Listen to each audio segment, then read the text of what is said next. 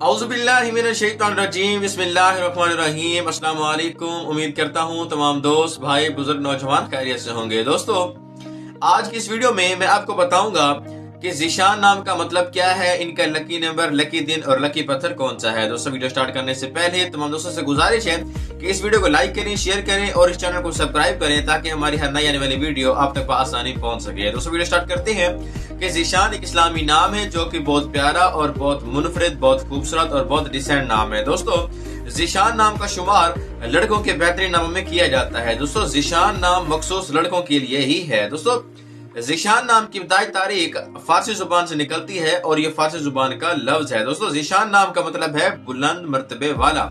ज़ीशान नाम का मतलब है बुलंद मर्तबे वाला। दोस्तों, अगर लकी नंबर के हवाले से बात की जाए तो ज़ीशान नामी अफराद के लिए लकी नंबर 8 माना जाता है, यानी कि 8 माना जाता है।